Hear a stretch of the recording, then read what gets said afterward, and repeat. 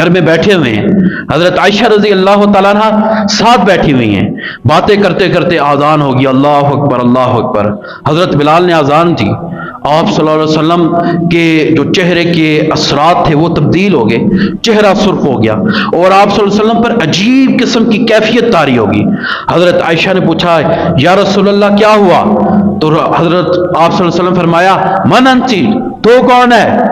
حضرت عائشہ ڈر گئی، یا رسول اللہ علیہ وسلم کو کیا ہو گیا؟ میں ان کی بیوی ہوں، ابھی تھوڑی دیر پہلے تو باتیں کر رہے تھے، اب کہتے من انتی، تو کون ہے؟ کہنے لگی کہ میں آپ کی بیوی ہوں۔ کون میری بیوی؟ پھر کہا میں صدیق اکبر کی بیٹی ہوں۔ کہنے لگے کون ابو بکر؟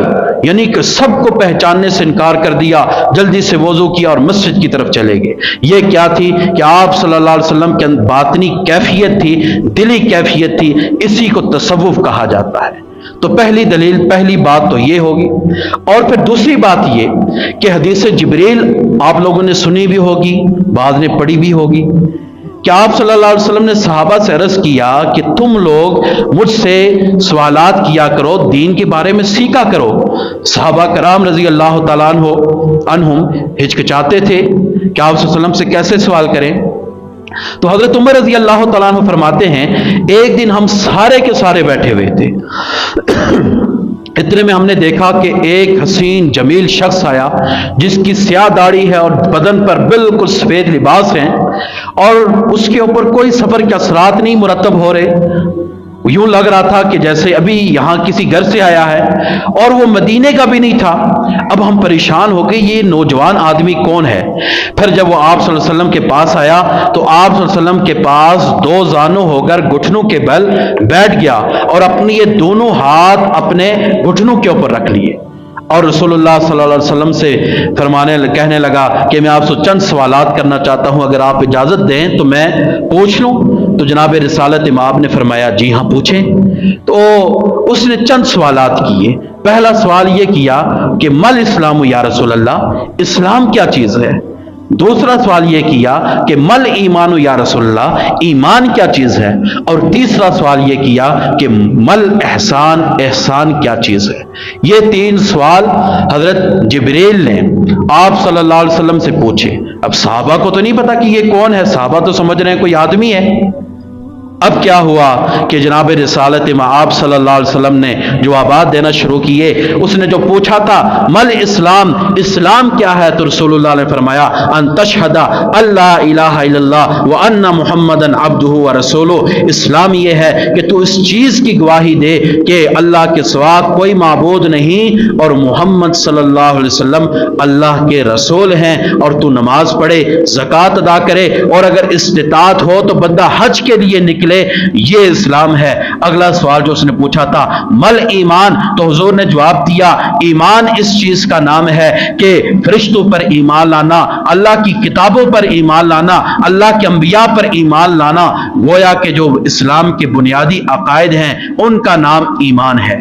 اور پھر جو اس نے تیسرا سوال پوچھا مل احسان، تو آپ صلی اللہ علیہ وسلم نے جواب دیا احسان یہ ہے ان تعبد اللہ کأنک تراہ، احسان اس چیز کا نام ہے کہ تو اس طریقے سے عبادت کرے کہ تجھے یوں لگے کہ گویا تو اللہ کی عبادت کرتے ہوئے اللہ کو دیکھ رہا ہے۔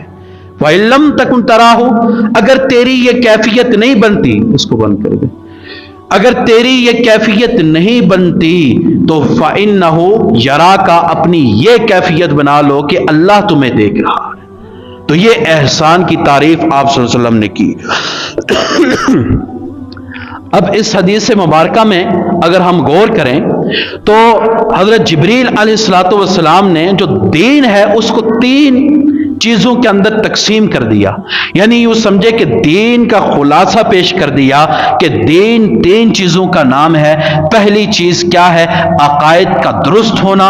عقائد جو آپ صلی اللہ علیہ وسلم نے بیان کیے بنیادی عقائد ہیں کہ اللہ کے فرشتوں کا ماننا، اللہ کے رسولوں کا ماننا، اللہ کی کتابوں پر ایمان رکھنا، اللہ کے انبیاء کو ماننا، یہ بنیادی عقائد ہیں۔ آخرت پر ایمان رکھنا، قیامت پر ایمان رکھنا، یہ کیا ہے؟ بنیادی عقائد ہیں، یہ پہلی چیز بیان کی، اور دوسرا دین اعمال کا نام ہے جو ظاہری اعمال ہیں، نماز، روزہ، زکوٰۃ، حج، کلمہ، اور پھر اگلی جو چیز دین کی جو تیسری چیز تھی وہ یہ تھی کہ کیفیات، کہ دل کے اندر کیفیات پیدا ہوں۔ ظاہر ہے یہ کیفیت بندے کی پیدا ہو جائے کہ وہ نماز پڑھے، قرآن پڑھے تو اسے یوں لگے کہ اللہ اس کے سامنے ہے، وہ اللہ کو دیکھ رہا ہے، وہ ویسے تو نہیں پیدا ہو سکتی۔